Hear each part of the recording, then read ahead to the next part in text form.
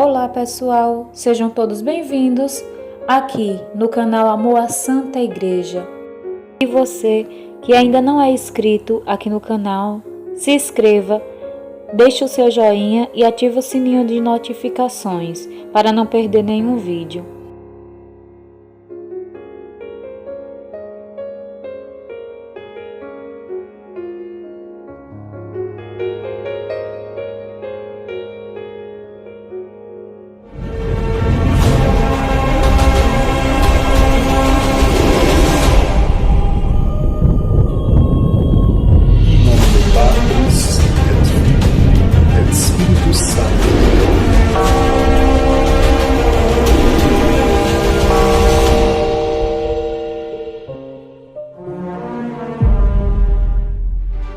Que Deus abençoe você, sua família. Estamos começando mais um programa Força de Deus. É uma alegria ter você aqui.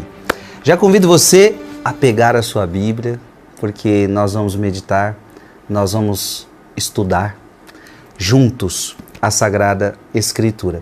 Eu quero saudar você que nos acompanha pela TV Século XXI, você que nos acompanha pelo meu canal do YouTube, Frei Gilson Som do Monte, pelo canal do YouTube de Dom José Francisco Falcão. Seja muito bem-vindo. É muito bom ter você aqui conosco. Estamos aprendendo juntos, estamos estudando juntos. E olha, você que não viu os programas passados, você precisa ver. Foram impressionantes, foram maravilhosos. Hoje você tem a Bíblia com 73 livros e nós fizemos um estudo profundo, claro, rápido, porque não temos tanto tempo assim, mas profundo, de como foi a história para esses 73 livros terem sido escolhidos como inspirados por Deus para entrarem na Sagrada Escritura, no cânon bíblico. Então imagina isso, fizemos um estudo maravilhoso para descobrir como é que foi feito esse discernimento, esse processo. E vimos que foi a igreja que ao longo do tempo, a Igreja Católica, Apostólica Romana, ao longo do tempo foi discernindo por que estes livros foram considerados inspirados e outros não. E aí, é claro, foi nesses programas passados que chegamos aquela problemática do porquê que a Bíblia dos protestantes são diferente da Bíblia dos católicos. E nos programas anteriores nós tivemos a resposta do porquê Martinho Lutero retirou os 7 livros deuterocanônicos da Bíblia dos protestantes. Maravilhoso. Eu estou extasiado, você também está aprendendo muito sobre essa questão. No programa passado, nós terminamos falando sobre o Concílio de Trento, mas ficou tão pouquinho que nós então queremos começar o programa de hoje recordando o Concílio de Trento, que define o cânon bíblico. Isso é importantíssimo. Não fez nada diferente dos outros concílios, mas com uma diferença, tornou um dogma. Antes de tudo, eu quero acolher mais uma vez no meio de nós, Dom José Falcão. Sua bênção. Deus abençoe sua vida, Frei Gilson. Uma alegria estar aqui de novo. Dom José, estamos amando este estudo do cânon bíblico, da história. O senhor está com muita simplicidade, está trazendo para nós como foi a história para que houvesse o discernimento do que é inspirado ou não na Sagrada Escritura. Vimos o Sínodo de Roma, vimos o pronunciamento forte de Santo Agostinho, vimos o Sínodo de Cartago, vimos o Concílio de Florença, que inclusive o Concílio de Florença foi o que pela primeira vez trouxe o livro de Baruch, e aí completando assim os 7 livros deuterocanônicos. E terminamos no programa passado falando do Concílio de Trento, de 1545 a 1563. E o senhor disse que ele não trouxe nada diferente do Concílio de Florença, mas trouxe uma diferença importante. Tornou aquela definição um dogma de fé. A história do Concílio de Trento geralmente um concílio ecumênico tem como ponto de partida o concílio ecumênico anterior, que foi exatamente o concílio de Florença. Mas entre Florença e Trento, Florença é uma cidade da Itália, da parte setentrional, belíssima cidade. Trento é uma cidade do norte da Itália, já na divisa ali, se não me engano, com a Suíça, por ali, a parte norte da Itália. Temos a questão de Martinho Lutero, um monge agostiniano, católico romano, que publicou suas 95 teses em 1517, na porta da sua paróquia, uma pequena cidade próxima à atual Berlim. E essa foi o início da... Não me agrada muito, por exemplo, reforma protestante e a expressão contra-reforma. Não, mas a difusão da doutrina protestante. Lutero protestou, pelo menos em 95 pontos, aspectos teológicos e doutrinais e disciplinares da Igreja Católica. Ele foi excomungado pela bula Exsurge Domine, do Papa da época, Leão X, por 41 dessas 95 teses. 41 foram condenadas. Mas dentre as posições de Martinho Lutero está esta: a palavra de Deus inspirada comporta apenas toda a Bíblia Católica menos 7 livros, os chamados deuterocanônicos. Então isso era uma das teses dele? Sim, era uma das teses dele.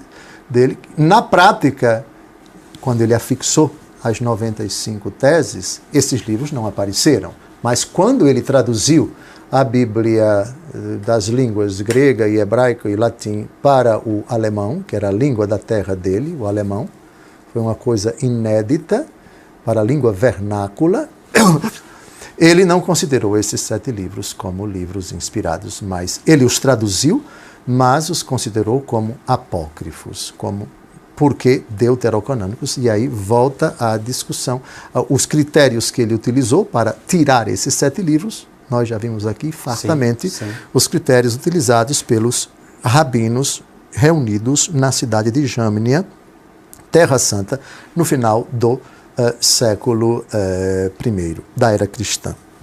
Então, é nesse fundo histórico de difusão de heresias de Martinho Lutero que a Igreja sentiu a necessidade de, quanto à relação dos livros sagrados, retomar o que Florença, o Concílio de Florença já tinha dito no ano 1442.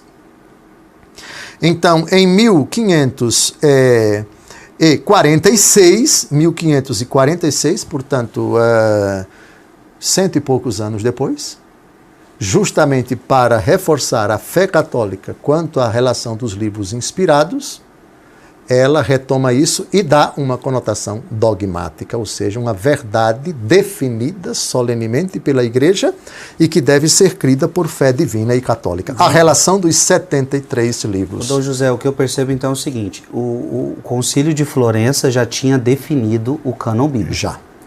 Só que aí que acontece? Em 1517, vem Lutero e faz essas 95 teses. Ou seja, ele ferve a Igreja, de novo com uma heresia. Ou seja, Lutero desconsiderou todo o passado. Lutero desconsiderou o que Agostinho falou, o que o Sínodo de Roma falou, desconsiderou Cartago, desconsiderou Florença, então desconsiderou 1000 e poucos anos de história, e agora ele me aparece com uma tese. Então é por isso que a Igreja em Trento vê a necessidade de reafirmar e agora colocar como dogma. Sim, quando Lutero nasceu, o Concílio de Florença já tinha sido concluído. E quando já tinha sido concluído, inclusive incluindo o nome do livro do profeta Baruque. A questão histórica da evolução do dogma, todo dogma tem uma história, todo dogma tem uma evolução. Mas não a evolução do conteúdo, mas a evolução da compreensão do conteúdo. Sim. O dogma, quando ele é definido não da noite para o dia. É fruto de uma longa maturação da igreja até que fique bastante clara aquela verdade. E então a verdade que sempre foi crida, mas o amadurecimento, a compreensão ainda permitia uma evolução, um amadurecimento, uma compreensão mais profunda. Tenho muitas coisas a dizer-vos agora, mas não podeis suportá-las. Mas o Espírito vos levará à verdade plena, disse Jesus. Isso se aplica também à história dos dogmas, isso se aplica também a qualquer definição dogmática. E essa, a definição dogmática dos livros inspirados, se insere nesse mesmo raciocínio. Então o Concílio de Trento retoma o que já estava definido e dá uma impostação dogmática. Então é verdade de fé, não é lícito a nenhum católico, sob o risco de ser punido com heresia, negar a inspiração desses 73 livros, 46 do Antigo Testamento e 27 do Novo Testamento, não importa quando a igreja passou a reconhecê-lo como inspirado. Eu não acreditaria no Evangelho se a isso não me movesse a autoridade da Igreja Católica. Essa frase de Santo Agostinho, citada no Catecismo da Igreja Católica, é para nós fundamental, qualquer que seja o dogma. Imaculada Conceição. Imaculada Conceição foi em 1854. Não importa se demorou muito tempo para a igreja definir dogmaticamente. Ela definiu dogmaticamente aquilo em que a igreja sempre acreditou e que, ao longo da história, a compreensão dessa verdade amadureceu. Mas a verdade, quanto tal, tem fundamentação bíblica, é uma verdade contida ou explícita ou implicitamente na revelação positiva. É a autoridade da igreja, em síntese, quem bate o martelo.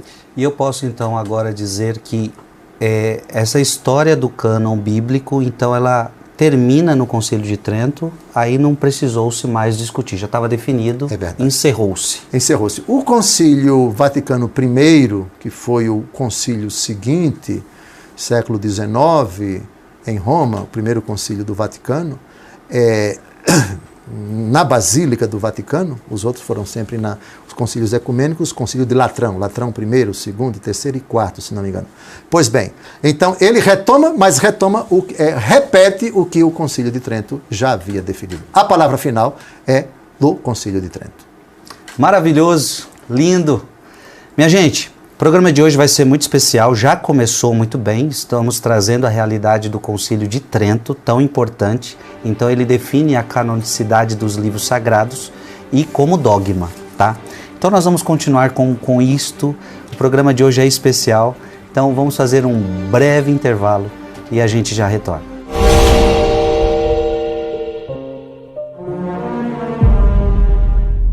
Estamos de volta, programa Força de Deus, a alegria ter você aqui conosco.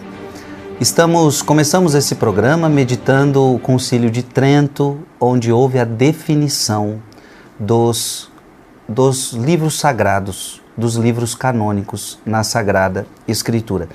Não tem como falar deste assunto sem falar de Martinho Lutero. Aliás, também porque é uma dúvida de muita gente e Dom José Falcão acabou citando bastante aqui Martinho Lutero. Até porque era um padre católico.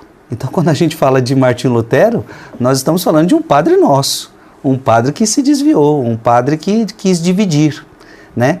E uma das suas teses, olha que interessante isso, em 1517, uma das suas teses, ele já tinha tirado os 7 livros, concordando com os judeus da Terra Santa, diante daqueles 4 critérios racionalistas que nós muito bem vimos.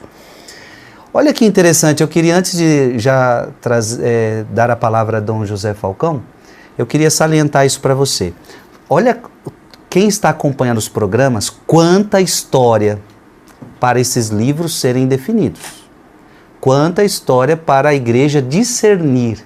Não uma pessoa sozinha, mas o Papa reunido com os seus bispos do mundo inteiro, Santo Agostinho e outros grandes. Demoraram anos, 1563 anos para chegar a uma definição. E de repente, olha, eu quero só te lembrar isso. Martinho Lutero, nasceu em 10 de novembro de 1483. 1483 já havia passado o Sínodo de Roma, o Sínodo de Cartago, já havia passado o Concílio de Florença. E ele morre em 1546, um ano depois do início do Concílio de Trento. Gente, vamos ser bem sinceros. Martinho Lutero parece que desfez tudo que foi falado, tudo que foi refletido, tudo que foi direcionado no passado. E sozinho ou com alguns, tomou uma decisão que afetou drasticamente e dividiu a Igreja de Jesus Cristo. Por isso eu já pergunto a Dom José, porque a gente chega à conclusão de que a Bíblia é católica, que quem definiu os livros canônicos foi a Igreja Católica. Então, Dom José, podemos dizer que a autoridade que definiu o número dos livros inspirados foi unicamente a Igreja Católica? Foi unicamente a Igreja Católica. O Catecismo da Igreja Católica, no seu parágrafo 120, diz isso com todas as letras. Não foi uma única pessoa. Não foi nosso Senhor e Salvador Jesus Cristo. Foi uma instituição. E essa definição foi precedida de uma longa maturação, de um longo discernimento, de um longo amadurecimento no Espírito Santo. Uma verdade é sempre verdade. A verdade não se constrói, mas a compreensão dela evolui. Parágrafo 120 do Catecismo da Igreja Católica, veja aí a posição da Igreja sobre a autoridade, a única a quem Nosso Senhor conferiu o poder de definir a relação dos livros inspirados. Foi a tradição apostólica que fez a Igreja discernir que escritos deviam ser enumerados lista dos livros sagrados. Esta lista completa é denominada cânon das Escrituras.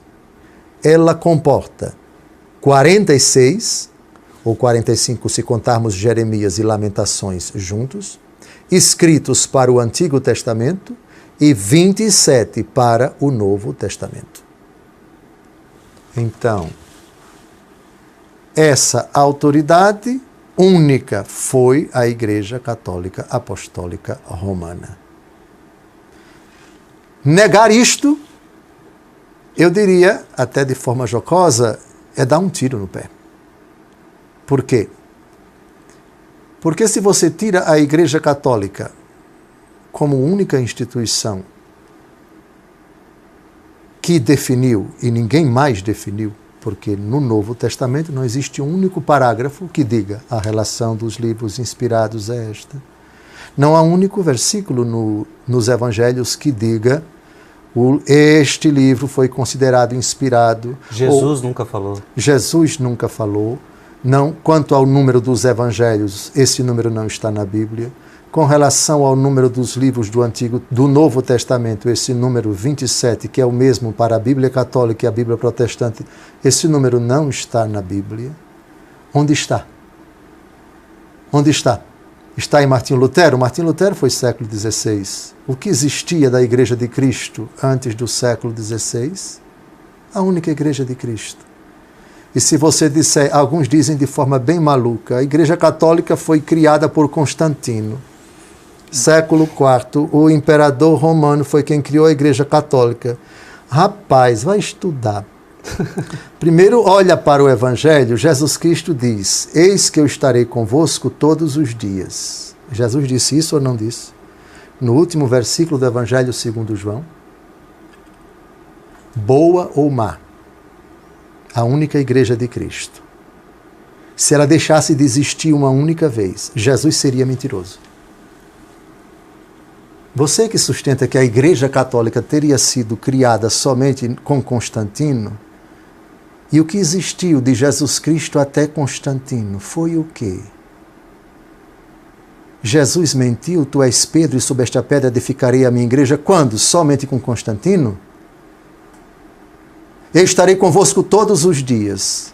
Se a igreja só passou a existir no século IV com Constantino, então Jesus é um mentiroso. Que eu não estou com vocês porque não existe a minha igreja, porque eu prometi uma coisa e não cumpri. Rapaz, história não faz mal a ninguém.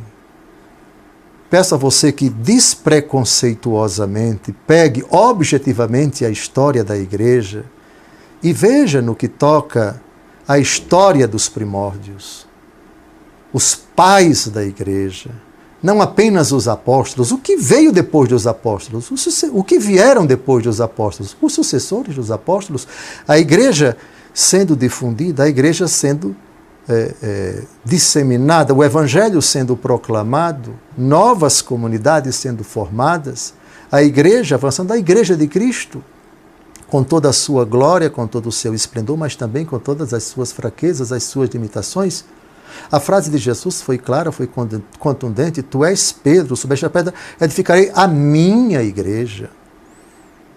Até o século XVI não havia protestantismo, havia uma única igreja. Verdade que ao longo dos séculos houve cisões. Antes do cisma do Ocidente, que nós chamamos de o cisma protestante, houve o grande cisma do Oriente no ano 1054, Igreja Católica para um lado, Igreja Ortodoxa, as igrejas ortodoxas que se separaram de Roma, envolvendo o Império Romano do Oriente, a igreja no Ocidente, as disputas, as rivalidades entre Roma e Constantinopla, a Nova Roma, tudo isso, sem dúvida alguma, causou um racha na Igreja de Cristo, mas antes do ano 1054, malgrado o surgimento de tantas heresias, de tantos cismas, só havia uma única igreja, a Igreja Católica Apostólica Romana.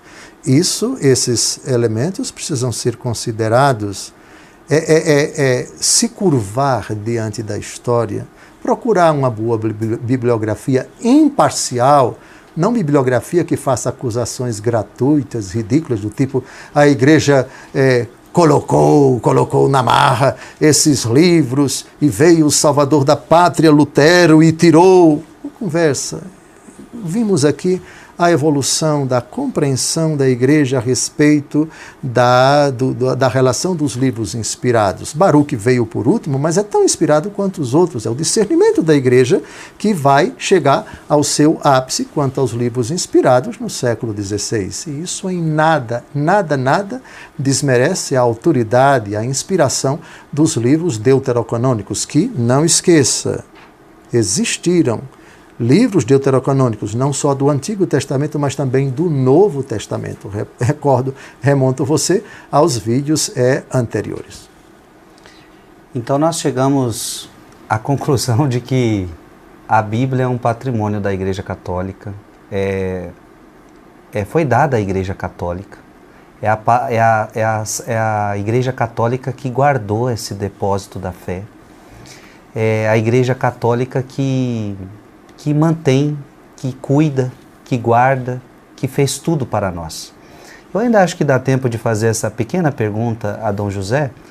E ainda nós vemos Martim Lutero, que não teve participação nesse discernimento. Depois ele ainda vai dizer que sola a Escritura.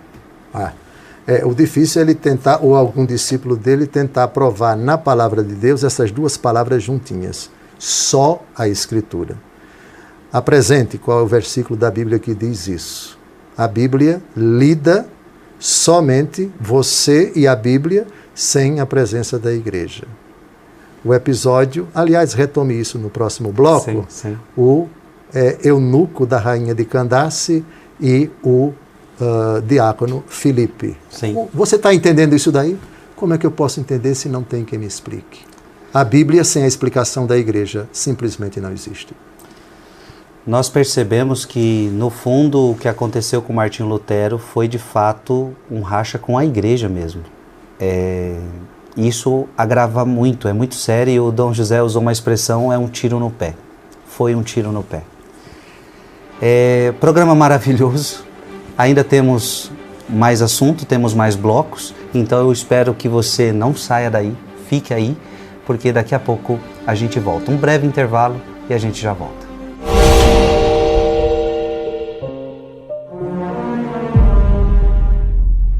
Estamos de volta ao programa Força de Deus. Deus seja louvado. Está sendo muito bom o programa de hoje.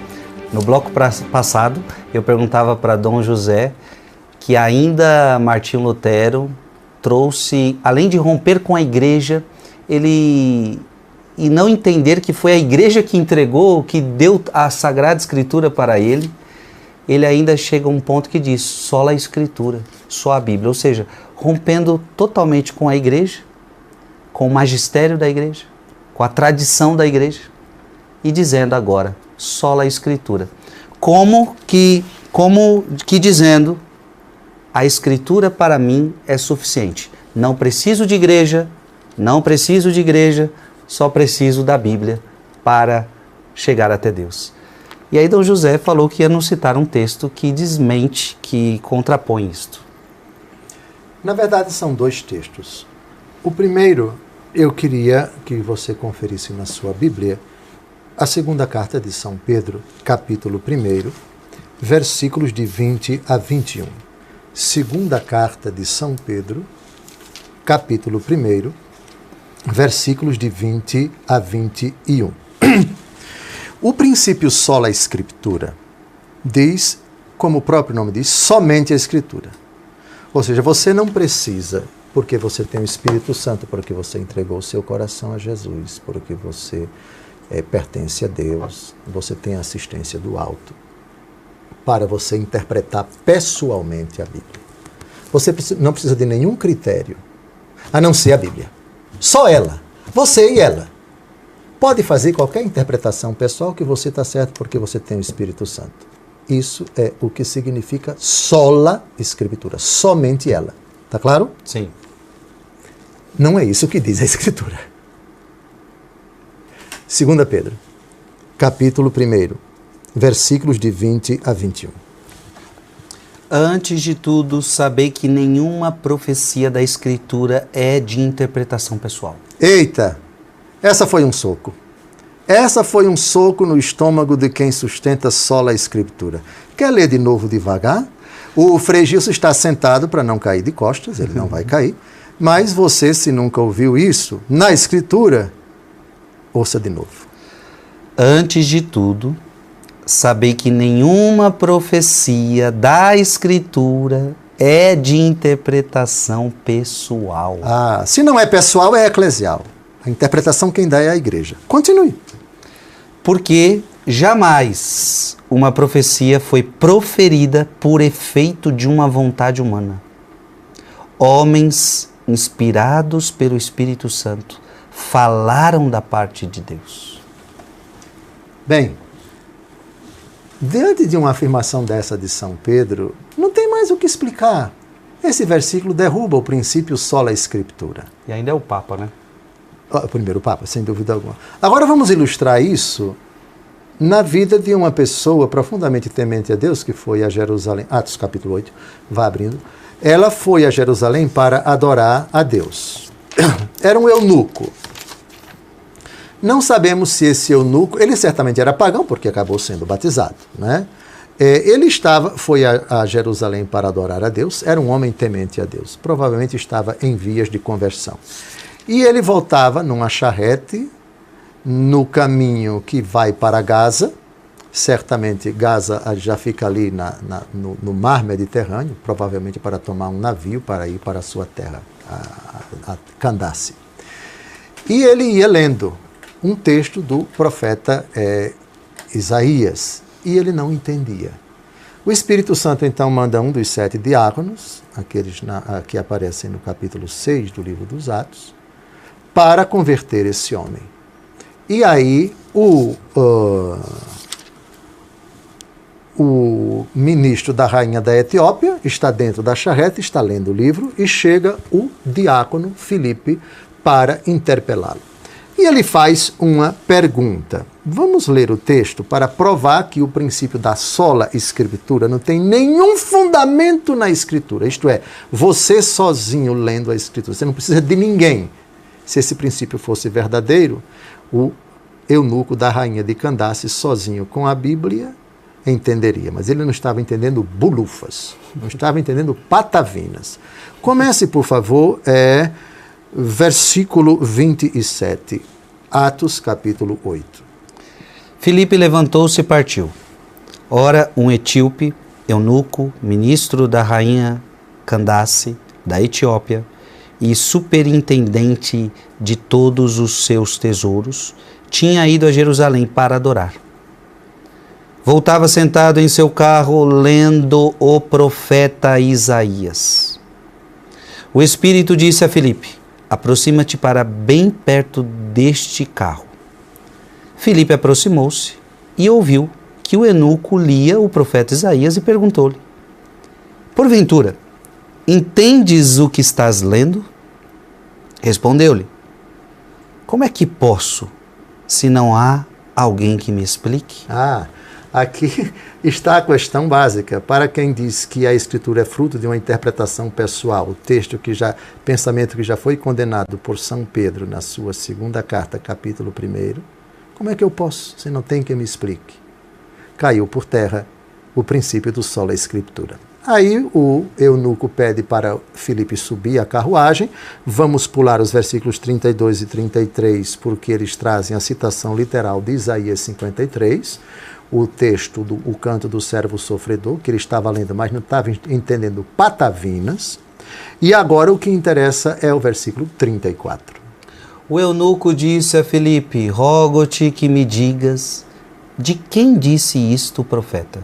De si mesmo ou de outrem? E é então quando Filipe, que é a autoridade da igreja, que é diácono da igreja, explica para ele. Bíblia na mão do eunuco, isso somente não resolve. Você sozinho, com a Bíblia, cuidado, porque tanto você corre o risco de interpretar mal e corre o risco de não entender nada. Você precisa da ajuda de uma instituição que Jesus deixou para ajudar você a compreender o sentido da Escritura. Como eu posso entender se não tem quem me explique? Cai por terra o princípio do sola Escritura.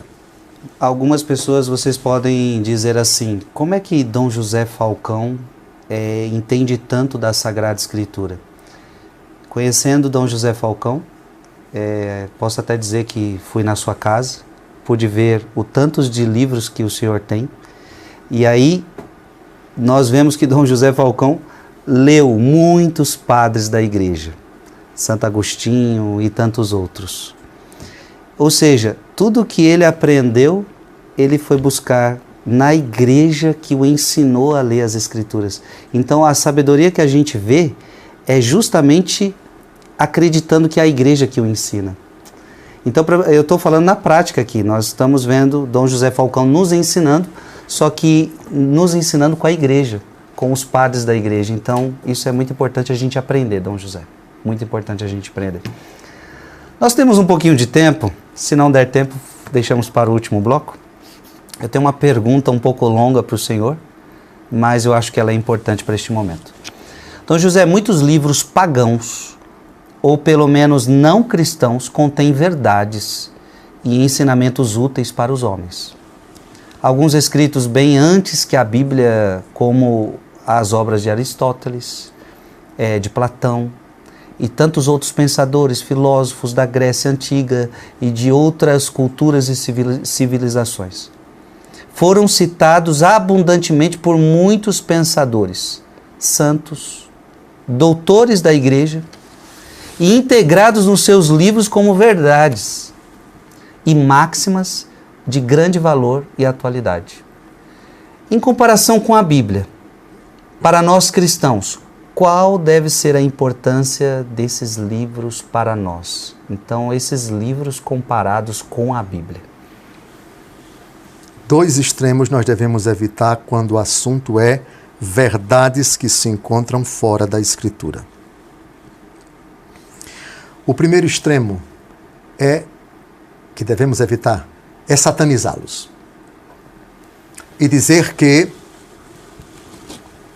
pelo simples fato de isso ter sido escrito por alguém, de ter sido defendido por alguém, de ter sido dito por alguém, que por que não está na Bíblia? Ou porque essa pessoa não acredita em Cristo, porque essa pessoa não reconhece a autoridade das Escrituras, isso deve ser desconsiderado. Não. A verdade é uma só e é Cristo. Os padres da igreja falam do espermatikos logoi, isto é, as sementes do verbo que se encontram ao longo da história da humanidade em diferentes culturas, em diferentes civilizações.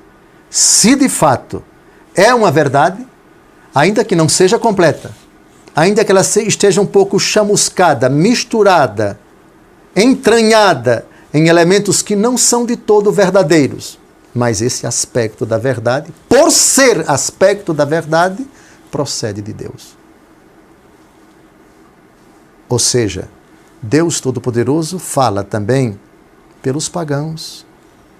Deus Todo-Poderoso fala também pela história pagã, pela história profana, pela história das civilizações. No Código de Hammurabi, que é mais ou menos do tempo de Abraão, nós temos tantas verdades que estão contidas, verdades que são citadas nos textos da Escritura, tantas realidades em tantas civilizações remotas que dizem coisas verdadeiras, que trazem elementos de verdade, de justiça, de honestidade, de retidão, de caridade, de misericórdia, sem que, porém, a gente diga que por causa disso, tudo nas religiões anteriores a Cristo foi verdadeiro, foi correto. Não. Esse é o primeiro extremo.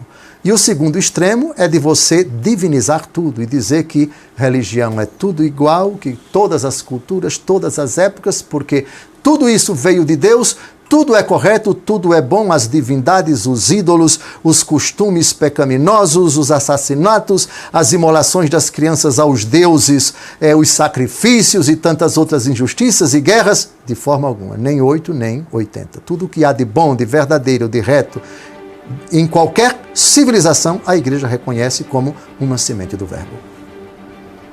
Respondido. Mas olha, vamos voltar a esse assunto, um breve intervalo e a gente já retorna.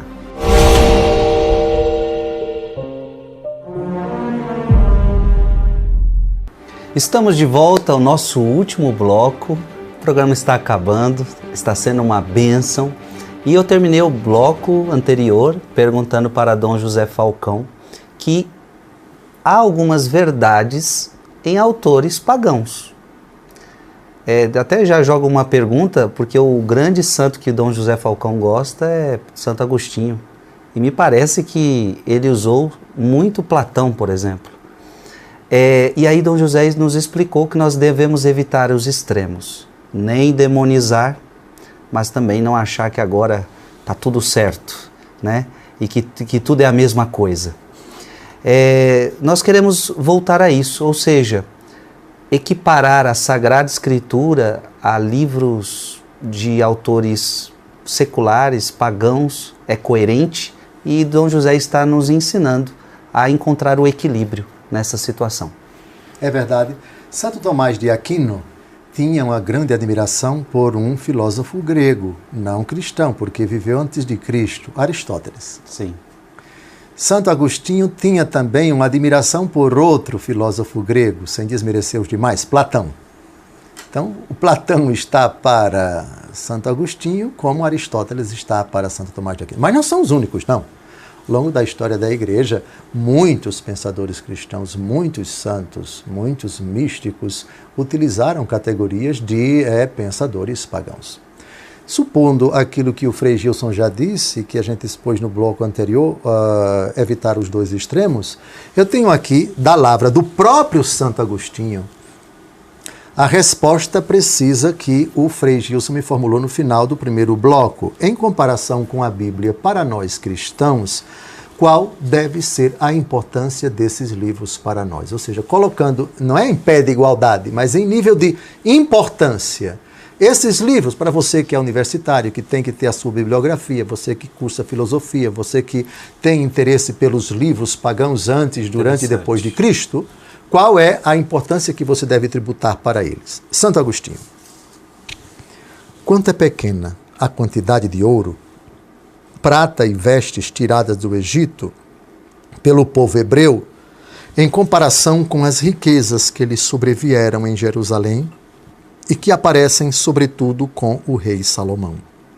Assim é igualmente pequena a ciência, se bem que útil, recolhida nos livros pagãos, em comparação com a ciência contida nas divinas Escrituras.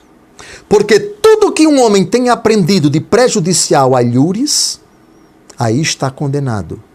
E tudo que aprendeu de bom, aí está ensinado. E quando cada um tiver encontrado tudo que aprendeu de proveitoso em outros livros, descobrirá muito mais abundantemente aí. E o que é mais? O que não aprendeu em nenhuma outra parte, somente encontra na admirável superioridade e profundidade destas Escrituras. Que lindo texto, impressionante. Ou seja, você pode dizer que aquele pensador é inteligentíssimo. E nós devemos aplaudir, muito inteligente. Agora a inteligência dele em comparação com essa daqui não é nada. Pronto.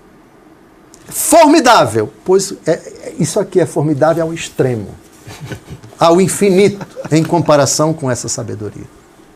Outra, mas isso daqui é condenado, é vergonhoso. Foi? Se é vergonhoso é porque já foi condenado aqui. Mas isso aqui é muito bonito. Se foi, é porque tem fundamento aqui. Não, isso é arrogância. Arrogância é coisa nenhuma, rapaz, isso é fé. Porque aqui é palavra de Deus. Não palavra de homem. Ali é palavra de criatura humana. Mas ele falou inspirado. É possível. Aliás, Jesus já disse aqui, sem mim nada podeis fazer. Falou bonito? Foi Jesus que inspirou você. É uma obra de grande relevo para a humanidade, um grande pensador. Não duvido, respeito, tiro o chapéu, bato palmas. Mas quer comparar? Meu amigo, aqui é outro nível, aqui é o nível divino. Aqui não tem defeito, aqui é imutável, aqui não passa. Aquele pensador, por mais importante que tenha sido, certamente teve alguém que discordou dele, que criticou sua obra. Aqui você pode até criticar, fundamento você não vai encontrar nenhum. Santo Agostinho de uma sabedoria tremenda. Ele que não hesitava em lançar mão de textos, de poetas, de escritores, de pensadores. Ele que foi estoico, ele que defendeu doutrinas absurdas, ele que chegou até a sentir admiração pelo maniqueísmo, todas as heresias que depois ele passou a criticar. Mas sempre com muito respeito. Expunha o raciocínio, derrubava o raciocínio de todos os adversários da igreja, de pelagianos, de arianos, dos hereges que difundiam absurdos, doutrinas contrárias ao autêntico ensinamento da igreja, com muito respeito. Quando precisava dizer, isso daqui é verdade, ele dizia. Quando precisava evocar a autoridade e a citação de um autor, até para derrubar o pensamento do outro, ele o fazia.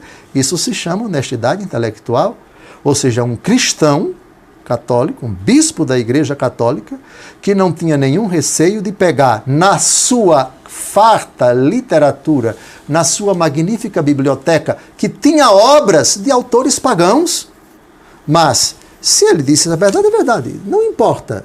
Santo Tomás de Aquino diz, qualquer pessoa que diga a verdade, não importa quem, foi inspirado pelo Espírito Santo. Esse princípio já era professado e defendido por Santo Agostinho. Portanto, há muito de beleza, de verdade, de riqueza, de preciosidade na literatura pagã. Santo Agostinho respeitava isso, reconhecia isso, defendia isso, e na sua magnífica obra, tantas citações de autores, eu recomendaria a leitura da Cidade de Deus, uma obra magnífica que mostra a visão do mundo na ótica, na perspectiva da fé cristã. Ele viveu numa época em que o Império Romano estava em decadência, estava sendo invadido. Alarico, se não me engano, o imperador, o grande general que invadiu o Império Romano no norte da África, nas portas da cidade de Hipona, Santo Agostinho, já idoso, vendo aquela cena, como ele sofreu, ou seja, mas ele teve tempo ainda de escrever essa obra, A Cidade de Deus, e nela ele citava tantos autores do Império Romano, do mundo pagão, do mundo grego. Então, mas sempre mostrando exatamente o que ele diz. Estamos a 4 minutos e 13 segundos, no livro das Confissões, vai aparecer aí, vejam que bonito, mesmo o grande respeito que ele nutria pelos livros pagãos, vejam como ele tratava a Escritura. Ó admirável profundidade das tuas palavras! Essa tal profundidade está diante de nós como um rosto sorridente diante das crianças. Mas como é admirável essa profundidade, meu Deus! Como é admirável essa profundidade! Querer perscrutá-la infunde tremor. Tremor diante de tamanha grandeza. Tremor de amor.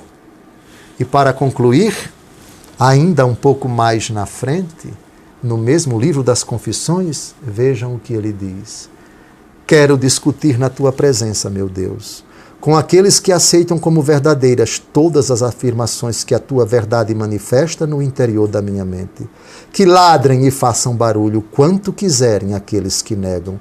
Procurarei convencê-los a se acalmarem e abrirem os corações à tua palavra.